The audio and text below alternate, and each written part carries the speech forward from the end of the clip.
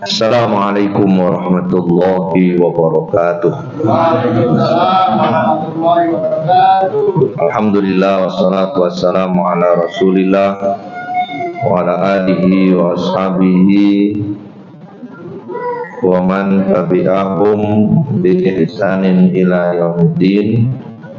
Ya ayyuhalladzina amanu ittaqullaha haqqa tuqatih wa la tamutunna illa wa antum muslimun. Alhamdulillah, Bapak Ibu hadirin jamaah salat maghrib Masjid Al-Ihsan yang dirahmati dan dimuliakan Allah Subhanahu wa taala. Kita bersyukur kepada Allah, kita kuatkan iman dan kita mohonkan kepada Allah taala agar supaya perjalanan hidup ini tetap dalam jalur jalan yang benar bagaimana yang kita mohonkan kepada Allah taala, yakni ihdinas siratal mustaqim siratal ladzina an'amta 'alaihim ghairil maghdubi 'alaihim waladdallin. Kita tetap bersahabat, berteman dengan orang-orang yang telah Allah beri nikmat. Mereka diantaranya adalah para nabi, orang-orang yang teguh dalam kebenaran, orang-orang yang mati syahid, dan orang-orang yang saleh. Mudah-mudahan kebersamaan kita di dunia menjadikan kebersamaan kita pula kelak di akhirat. Amin. Salam dan salat mudah-mudahan Allah dipacurkan kepada Rasulullah sallallahu alaihi wasallam. Jemaah sekalian, kita lanjutkan masih dalam bab pembagian sabar yang dikaitkan dengan 5 hukum fikih. Ada catatan Imam Ibnu Qayyim Al-Jauziyah yang menarik terkait dengan sabar yang haram,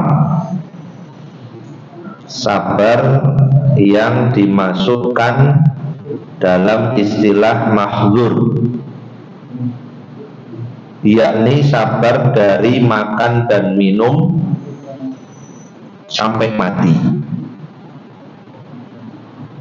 Apakah ini kemudian masuk dalam kategori sebuah kesabaran bila mana seseorang dihadapkan pada posisi darurat tetapi dia tidak milih untuk menyelamatkan diri, tetap bertahan tidak makan sampai mati.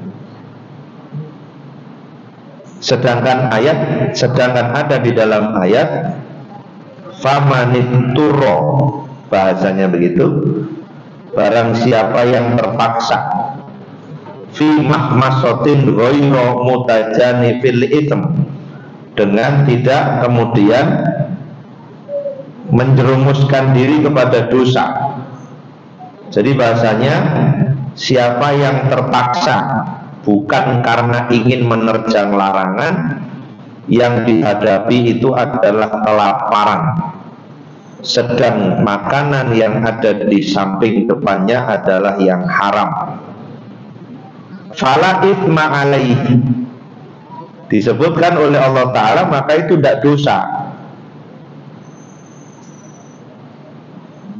Ketetapan Allah yang terpaksa, kelaparan yang sangat kuat, kondisi keterpaksaan yang darurat menjadikan pelarangan dan pelanggaran menjadi tidak disebut karena dalam keterpaksaan. Menurut Allah Ta'ala fala itsma alaih, tidak dosa. Tapi bagaimana kemudian walaupun dalam kondisi terpaksa seorang itu tetap sabar sampai mati? Imam Ahmad dan Tawus rahimahullah juga menetapkan bahwasanya barang siapa yang terpaksa dalam keadaan darurat untuk makan bangkai dan darah yang semula hukumnya itu diharamkan, hurrimat alaikumul maitatu waddam walahmul khinzir dan seterusnya itu, ternyata dia tidak mau memakannya, lalu dia meninggal karenanya, maka dia masuk neraka. Posisi keharamannya bersabar yang haram ini yang seperti apa? Apakah sabar termasuk dalam hal ini dengan tidak mau makan dengan yang haram sampai kemudian dia mengalami kejadian yang darurat sehingga ia meninggal, maka apakah ini kemudian disebut keharaman? Maka inilah yang kemudian disampaikan oleh Imam Ahmad bin Hambal, bahwa ketetapan Allah Subhanahu wa Ta'ala menjadi pedomannya, bahwa Allah saja tidak menyatakan fala itsma alaih, dengan catatan hanya sekedar untuk mempertahankan hidup. Ketika hidup sudah keterpaksaan darurat ini sudah terlewati dan cukup, maka cukup. Dan itu kita sampaikan, hal ini, ayat ini terjadi jika bukan di daerah tropis sepertinya. Kalau darah, bangkai, daging babi yang diharamkan itu kemudian barang siapa dalam kondisi terpaksa, tidak ada makanan sama sekali, itu daerah gurun pasir. Kalau tropis masih banyak kangkung, masih banyak rerumputan yang mungkin bisa bertahan hidup, bisa dimakan untuk bertahan hidup, dan itu lebih halal daripada ayat ini. Tapi kalau di padang pasir, kalau ada ya batu, pasir, ya bangkai, bahasanya begitu. Tapi kalau di sini bangkai, kemudian ada yang lain, yang penting yang lain yang masih memungkinkan bisa dimakan. Makanya kemudian ada muncul pertanyaan berikutnya, bagaimana ketika sabar dari meminta-minta dalam keadaan darurat? Yang digarisbawahi adalah darurat. Sama dengan tadi, dalam keadaan darurat, kondisi kelaparan yang sangat, kalau tidak makan mati, apakah kemudian orang itu dinyatakan disebut sabar dalam rangka menjauhi larangan, sama sekali tidak mau menjamah makanan yang telah diharamkan oleh Allah Ta'ala sampai mati, karena tidak ada makanan sama sekali. Padahal Allah menetapkan fala itsma alaih, dengan catatan tidak berlebihan, dengan catatan dia tidak ingin melanggar, karena ingin menyelamatkan diri, harus itu yang dimakan. Hanya gitu. Maka Imam Ahmad mengatakan kalau ini tidak dimakan, maka tambah dosa, tidak disebut sabar. Allah sudah menyatakan bahwa itu tidak dosa. Memakan sesuatu yang haram dalam kondisi darurat yang sangat, maka itu tidak dosa. Justru mempertahankan dalam kebinasaan malah tambah dosa. Ada kejadian dulu waktu gempa ya. Gempa di mana itu, di Bali ya. Pada saat gempa, ayatnya kan saat orang melaksanakan sholat terjadi gempa, silakan lari menyelamatkan diri. Ternyata sang imamnya nggak lari. Nanti kalau gempa jangan lari ya. Antum nggak boleh lari.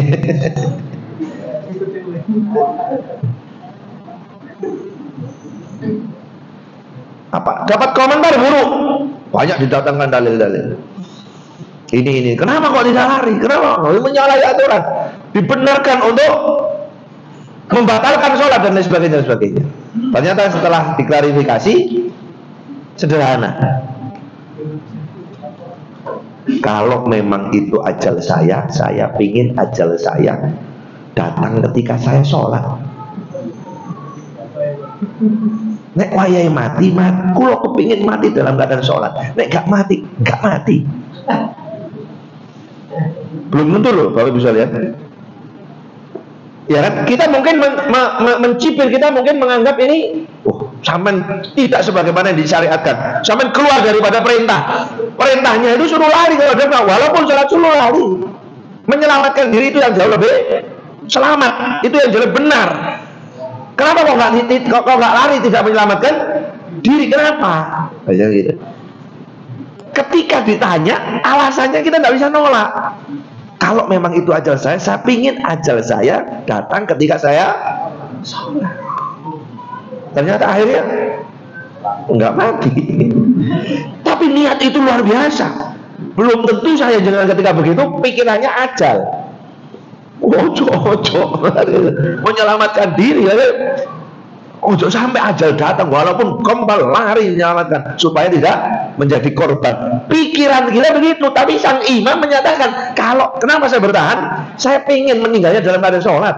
Mumpung ini ada pintu untuk memungkinkan orang. Maksud hatinya manusia begitu. Mumpung ini kesempatan pintu untuk meninggal. Kena gempa kan meninggal, ya kan? Tapi nggak meninggal. Bahasanya begitu. Sama dengan ini. Bagaimana hukum sabarnya orang tidak mau meminta padahal dalam posisi darurat? Benar, kita pahami bahwa meminta-minta itu adalah hina. Meminta untuk untuk memenuhi kebutuhan itu hina.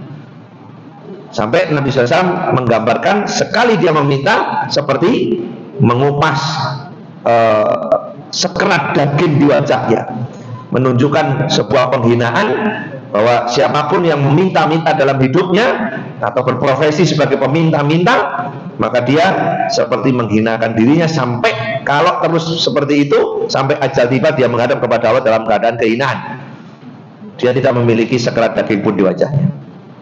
Nah, bagaimana? Apakah disebut sabar ketika orang itu meminta itu dalam kondisi darurat? Itu boleh. Sebagaimana tadi makan bangkai yang diharamkan dalam posisi darurat, fala itsma alaihi, tidak dosa, tidak dianggap sebagai pelanggaran. Nah, bagaimana meminta ini? Nah, Imam Ahmad menyatakan ada pandangan yang berbeda. Apakah ini haram atau tidak? Sedangkan Imam Ahmad bin Hanbal menyatakan melarang meminta-minta ketika Allah Ta'ala mengetahui seorang hamba dalam kondisi darurat dan dia jujur untuk tidak meminta-minta. Artinya apa? Posisi daruratnya seperti apa? Andaikan posisi darurat, andaikan dia bertahan tidak meminta-minta, maka itu adalah iffah. Begitu pilihan Imam Ahmad bin Hanbal. Itu adalah kehormatan. Walaupun terpaksa dan dibenarkan, dia tetap tidak. Kenapa? Karena Allah yang akan mendatangkan rezeki.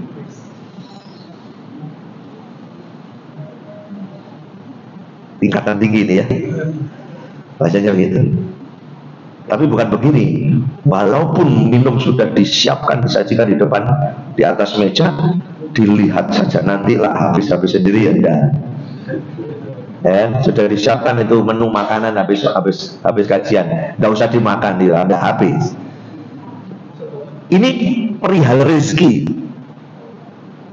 Minta orang karena darurat atau bertahan menunggu Allah mendatangkan.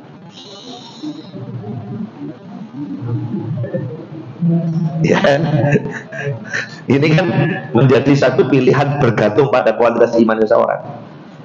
Saya sudah berusaha, mohon maaf, misalnya berusaha dalam rangka untuk mencari ini itu. Contoh misalnya, tanpa harus meminta. Apakah rezeki itu bisa didapat? Kalau hanya ingin makan, datang ke masjid, makan apa enggak? Makan itu sudah. Makan. Kalau hanya karena ingin makan, sehari tidak kenyang, sehari tidak lapar, ke masjid, nggak usah minta, dan sengaja cari masjid yang ada makanannya. Minta apa enggak?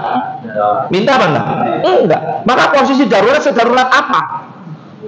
Sedarurat apa sampai orang itu meminta-minta?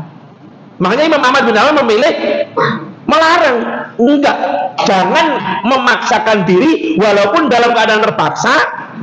Cegah untuk meminta, karena dengan cara lain masih ada. Bahasanya tadi, apalagi hari Jumat, banyak orang yang berbagi makanan. tanpa harus diminta, tanpa harus meminta. Harusnya ini tidak dilakukan. Cuman ada kategori yang lain. Kata Nabi SAW, bukanlah orang miskin itu yang meminta-minta. Ternyata banyak dibalik, ternyata banyak orang yang meminta-minta itu bukan orang. Nabi menggariskan, bukanlah orang miskin itu yang meminta-minta. Berarti apa? Banyak orang yang meminta-minta itu bukan orang miskin. Orang miskin itu punya pekerjaan, punya penghasilan, dan penghasilan dari pekerjaannya tidak bisa mencukupi kebutuhan pokoknya. Dan satu, dia mencegah dirinya untuk meminta-minta.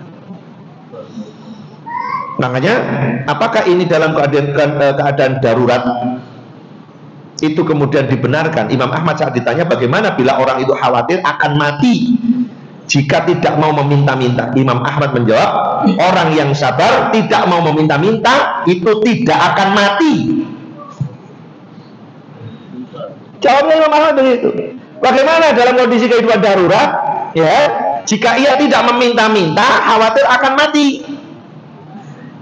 Dihubungkan dengan kalau tidak makan tadi, mati. Sedangkan Allah menyatakan kalau untuk makan yang diharamkan makan bangkai, untuk bertahan hidup supaya tidak mati, fala ismail, tidak dosa. Bagaimana kondisi darurat itu kemudian dia mencegah untuk tidak minta-minta, khawatir mati? Jawaban Imam Ahmad apa? Gak usah minta, gak akan. Kenapa? Karena Allah Ta'ala akan mendatangkan rizki kepadanya dengan sebuah jaminan, wa kaimin jabatin la tahmilu rizqa wallahu yarzuqha. Berapa banyak makhluk yang tidak tahu bagaimana caranya, tidak tahu di mana tempatnya rizkinya, tapi Allah kirimkan rizki kepadanya. Nggak ngerti caranya mendapatkan gimana, nggak ngerti tempatnya, nggak ngerti bagaimana memperolehnya, tapi Allah mengirimkan. Maka Imam Ahmad menyebutkan bahwa sabar untuk tidak meminta-minta itu jauh lebih mulia ketimbang dalam kondisi terpaksa dia harus minta-minta. Kenapa? Karena Allah yang mendatangkan rezeki. Ini kalau tidak tawakal ala Allahnya itu sempurna, enggak Pak?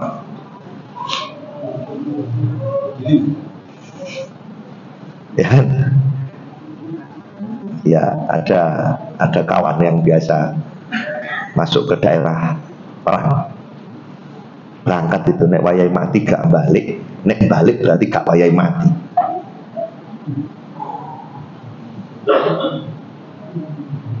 Berangkat lagi, kalau saya tidak kembali berarti belum waktunya, besok berangkat lagi, nek wayai mati, nek waktunya mati berarti saya. Pernah tidak saya jangan berpikir itu? Tipis. Mohon maaf. Ini antara ya sebuah keyakinan. Kalau nggak kerja, nggak dapat rezeki, atau nggak dapat gaji.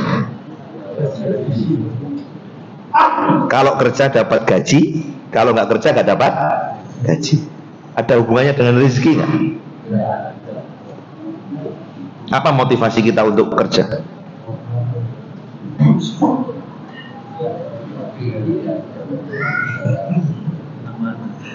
Kadang-kadang ada orang nggak usah kerja. Awas, ini saya belokkan. Nggak usah kerja. Rezeki itu pasti. Bener ya dia. Gak usah kerja, rezeki itu pasti. Awas. Jadi antara rezeki itu pasti dengan gak usah kerja, ini ada kewajiban-kewajiban. Bagaimana engkau memberikan nafkah, sedangkan nafkah itu didapat dari.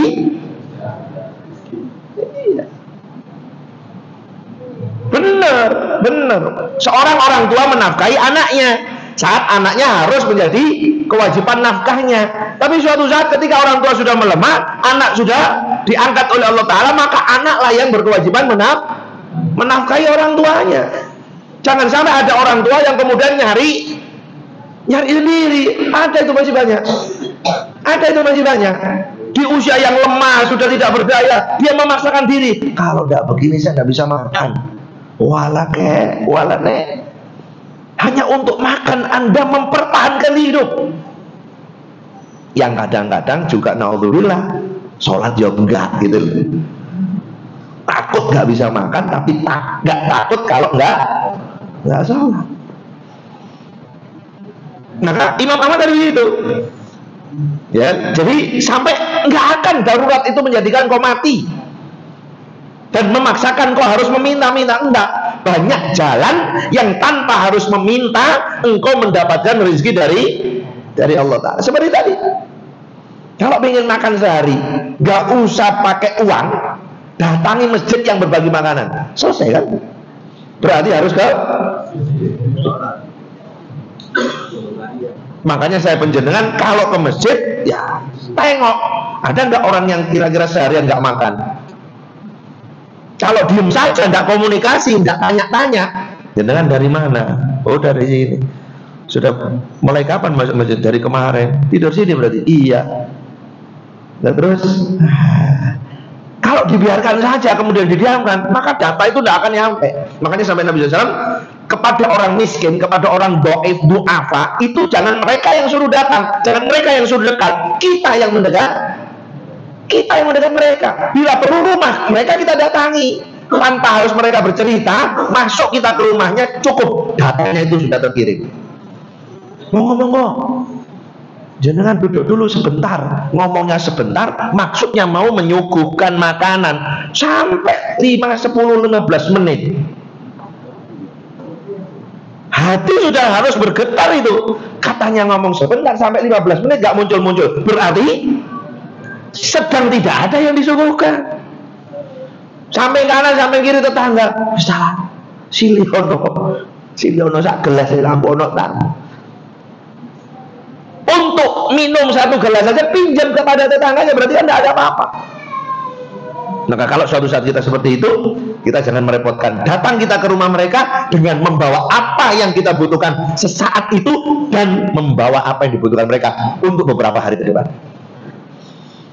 supaya mereka tidak meminta-minta. Dan jangan-jangan naudzubillah mental meminta itu sudah kita pupuk dari awal. Mohon maaf, seandainya masjid diperlakukan berbayar gitu, banyak yang masuk nggak? Kira-kira masjid diperlakukan masuk berbayar itu banyak yang masuk nggak? Mestinya kita masuk masjid berbayar apa enggak? Berbayar apa enggak? Kita dapat fasilitas AC, dapat fasilitas pencahayaan, kipas angin, air wudhu, parkir. Bayar enggak? Kapan bayarnya? Apa setiap kali masuk masjid begitu? Banyak gitu. Kadang-kadang kita marah, oh ini tugasnya takmir. Takmir itu ada memakmurkan itu yang mencari dan memakmurkan. Kita jangan berbayar. Sebentar, bukan urusan ini bayar atau tidak. Kewajiban kita, innama ya'muru masajidallahi man amana billah. Iman kita kepada Allah bahwa ini tanggung jawab kita. Sama dengan ketika kita hidup, ada saudara yang lain, ada orang lain dalam kondisi hidup yang tidak mampu. Sebenarnya apa? Mata kita ditunjukkan oleh Allah kepada mereka. Mereka itu tanggung jawab kita. Jangan sampai kita bisa makan enak sedangkan mereka kekurangan. Sehingga apa? Jangan sampai mereka dalam kondisi meminta. Sebelum mereka minta, kita dulu yang mengirimkan. Makanya sampai al-yadul ulya khairum minal. Ini yang dipercepat, ini yang didulukan. Tangan di atas ini yang harus bergerak. Jangan sampai kemudian menunggu tangan di bawah yang kesana kemari. Ibu-ibu kalau minta uang belanja nunggu minta apa? Langsung dikasih sama suaminya. Saya nggak nengok sana, nengok sini aja. Nunggu diminta baru dikasihkan, atau tanpa meminta kemudian otomatis sudah terkirim kan? Otomatis sampai ngelirik bojone. Nah inilah yang kemudian bahasanya tadi. Sedangkan kebanyakan pengikut Imam Ahmad dan Imam Syafi'i berkata wajib bagi orang yang darurat tersebut meminta. Jika tidak mau hingga tertimpa mudarat, dia telah berbuat maksiat karena meminta dalam kondisi itu merupakan kemestian yang harus dilakukan agar selamat dari kebinasaan. Antara Imam Ahmad dan Imam Syafi'i beda. Guru dan murid. Kenapa guru dan murid kok beda? Iya, saya tidak perlu kerja, rezeki pasti datang. Muridnya, nah kalau saya kerja terus, guru saya gimana? Kalau saya makan, guru saya nggak bisa makan gimana? Seolah bertolak belakang, tapi enggak. Yang saya pasti makan. Kenapa? Saya sudah mempersiapkan murid saya yang akan tahu kondisi keadaan gurunya. Maka saya tidak perlu kerja, biar murid saya yang bekerja. Ketika murid saya bekerja, pasti dia ingat saya sebagai gurunya. Orang tua juga begitu. Bukan memenuhi kebutuhan anak, tapi mentalitas anak yang dikondisikan. Hari ini kebutuhanmu nak, kita cukupi sebagai orang tua. Tapi bagaimana nanti ketika orang tuamu masih ada dan sedang banyak butuhnya? Apakah kau memikirkan? Kenapa banyak enggaknya? Gitu. Kenapa banyak enggaknya? Padahal selama ia jadi anak, orang tua yang berjibaku untuk bagaimana kebutuhannya. Apakah tidak dikenalkan, atau tidak didekatkan, atau tidak dilatih, atau dibiarkan berfasilitas penuh, hidup dalam kondisi nyaman, dia merasa aman, sehingga kepekaan ini sama sekali tidak terlatih. Bahasanya begitu. Makanya pembiasaan tangan di atas dengan tangan di bawah tadi, Allah menyatakan, Nabi SAW menyatakan lebih baik tangan di atas, maka lebih cepat tangan di atas ketimbang tangan sebelum ini meminta, sebelum tangan ini membuka tangan di bawah, tangan yang di atas harus dipercepat. Harus dipercepat. Supaya bahasanya tadi, kenapa? Karena kalau misalnya mereka memaksakan diri meminta-minta, sebenarnya itu rasa malu yang luar biasa. Sampai doa itu kan kemudian, Allahumma inna as'alukal huda wa tuqa wal afafa wal iffah wal ghina. Al-iffah wal ghina. Kehormatan diri tidak minta-minta. Wal ghina, laisal ghina ghinal arad. Tidaklah yang disebut kaya itu kaya perbendaraan, kaya harta, tapi walakinal ghina ghinan nafs. Jiwa yang kemudian kaya itu dia tidak gampang untuk meminta. Meminta boleh, meminta itu boleh, tapi kalau meminta itu dijadikan sebagai sebuah kebiasaan, maka ini kehinaan. Meminta dalam keadaan terpaksa itu boleh, tapi Imam Ahmad jangan, enggak akan ada ceritanya hamba Allah yang soleh yang kemudian dalam hidupnya dia meminta kepada Allah kehormatan diri untuk tidak meminta-minta, walaupun dalam kondisi darurat dia kemudian akan sampai mati. Enggak. Kalau terjadi orang seperti itu, yang disalahkan yang berkecukupan. Kok ada orang mati dalam keadaan kelaparan dan dia dekat dengan dirinya? Kok sampai ada orang kelaparan mati sampai kelaparan, sedangkan dia dekat dengan orang yang kelebihan, maka kok sampai ada yang salah yang kelebihan makanan? Nah, itulah yang kemudian dinyatakan sabar ini di situ. Makanya sabar kepada orang yang berkecukupan adalah bukan merasa bahwa itu miliknya semuanya, tapi sabar untuk orang yang berkecukupan adalah bagaimana yang dititipkan oleh Allah Ta'ala untuk disalurkan kepada orang-orang yang darurat tadi itu. Dan Nabi SAW menggarisbawahi, tidak akan ada ceritanya orang yang membantu orang lain, orang yang bersedekah itu hartanya habis. Nggak ada ceritanya. Makanya kadang-kadang kita apa bahasanya, bukan bingung, kita katakan Nabi itu kaya atau miskin. Nah, kan bingung kan? Satu ngomong kaya, satu ngomong miskin. Ada hartanya nggak di rumah? Nggak ada. Kalau butuh uang banyak bisa nggak? Nggak ada, tapi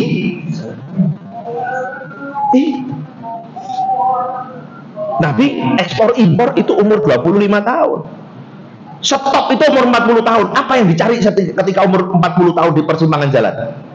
Ada enggak? Setelah umur 40 tahun Nabi bekerja mencari nafkah. Ada enggak? Enggak ada. Tapi butuh berapa nabi? Kita butuh 10.000 kendaraan perang beserta senjatanya, beserta perbekalannya. Siapa yang mau memenuhi? Terpenuhi? Nabi di rumah nggak ada apa-apa, tapi butuh berapa? Terpenuhi. Itu yang disiapkan dari awal. Nah, apa pengen bantu musola itu? Kayaknya musola itu di renovasi dan belum di lantai. Sebentar Pak, saya tak rundingan sama Mbak sama Mas. Mas, Mbak, Bapak ngomong ini, wis suruh ngitung berapa. Bapaknya pegang uang. Bapaknya pegang uang. Kata takmir musola, siapa yang memenuhi? Siapa yang memenuhi lantai musola yang belum terbangun itu? Bapak. Bahasanya itu. Nah, ini yang kemudian bahasanya termasuk sesuatu yang antara Imam Ahmad bin Hanbal dan Imam Syafi'i beda. Bedanya apa? Yaitu tadi, kita tidak anggap itu berbeda, tapi ada benang merah. Ada benang merah bahwa keyakinan Imam Ahmad tidak akan mati. Kenapa? Allah tidak membiarkan. Tidak akan membiarkan. Wa ma min dabatin fil ardi illa 'alallahi rizquha. Tidak ada satupun makhluk di muka bumi ini, walau makhluk yang terkecil sekalipun, kecuali Allah sudah jaminkan rezeki. Nggak akan mati. Kalau mati itu berarti rezekinya sudah dicabut. Kalau rezekinya masih ada, terus dikasih kehidupan. Kalau mati berarti rezeki di dunianya dicabut, dipindah. La tahsabanna alladziina qutilu fi sabilillahi amwat bal ahya'un inda rabbihim yurzaqun. Jangan dikatakan orang yang mati di jalan Allah itu mati. Mereka hidup di sisi Allah dan di sisi Allah masih tetap dapat inda rabbihim yurzaqun. Di sisi Allah itu masih dapat rezeki. Nggak usah khawatir. Cuman bahasanya secara nas Imam Syafi'i menyatakan harus. Kenapa? Ngantisipasi supaya orang yang malas itu tidak punya pemahaman yang keliru. Kalau Allah mentakdirkan saya kaya, ya kaya, nggak usah kerja. Awas, tipis sekali ini, tipis sekali. Kalau saya tidak minum air ini, kalau Allah mentakdirkan ini masuk ke tubuh saya, pasti akan masuk. Walaupun saya harus pingsan dulu. Biarkan saya pingsan, akhirnya orang kasihan, akhirnya tanpa harus tangan saya, orang menyuapin. Itu. Kadang-kadang ya kita benarkan juga, tapi mau pingsan dulu. Ya, mau pingsan dulu, bahasanya itu.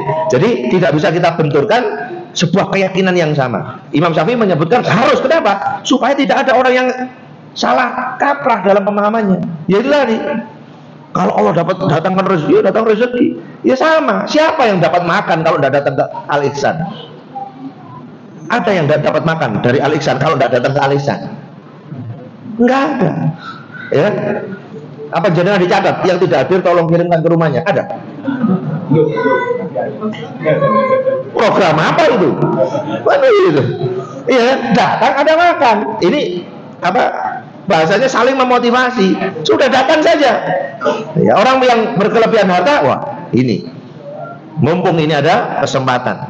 Mau yang berangkat bawa duit, berangkat bawa tidak bawa duit, kasih makan pasti mau. Tapi kalau kemudian dibanderol, ya kan, satu piring 20.000, banyak orang yang protes, bahkan jadi viral. Ya kan? Padahal harusnya juga lebih dari itu. Makanya sampai andai kan kita programkan sekali masuk masjid 5.000, itu cukup akan memberdayakan masjid.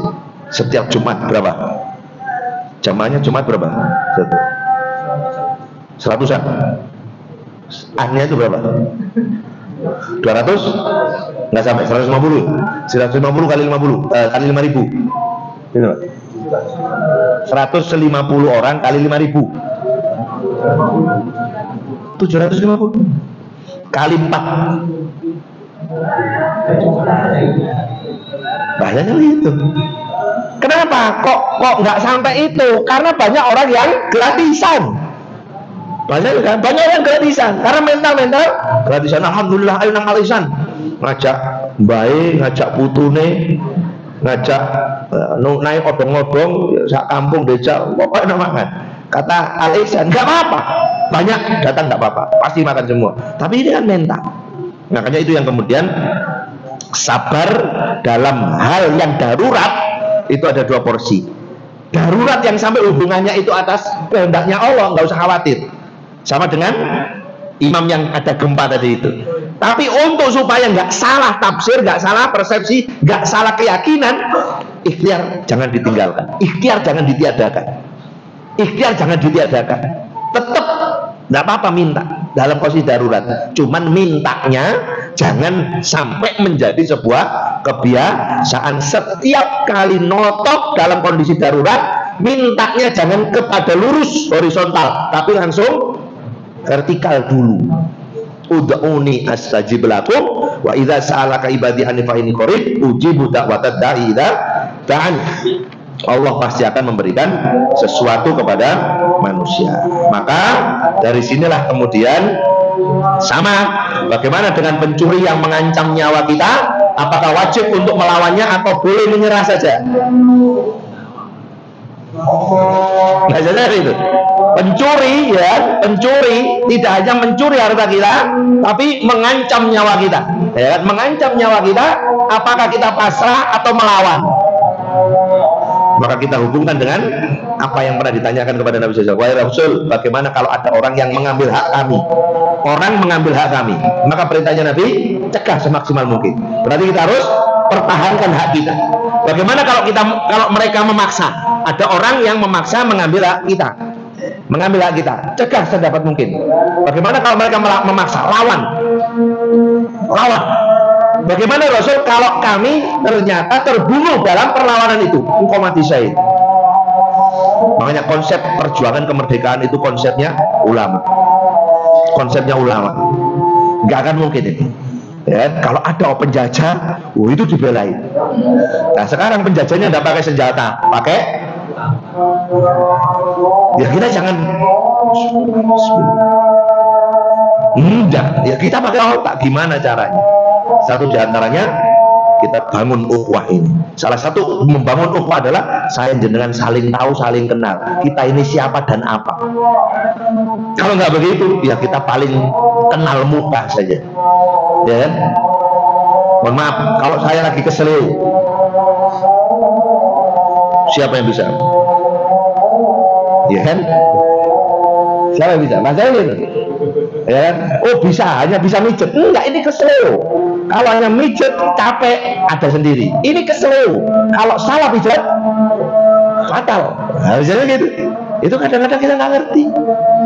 Nah inilah yang kemudian bahasanya sabar terhadap dalam kondisi darurat itu bagaimana. Termasuk sabarnya Nabiullah Yusuf alaihissalam.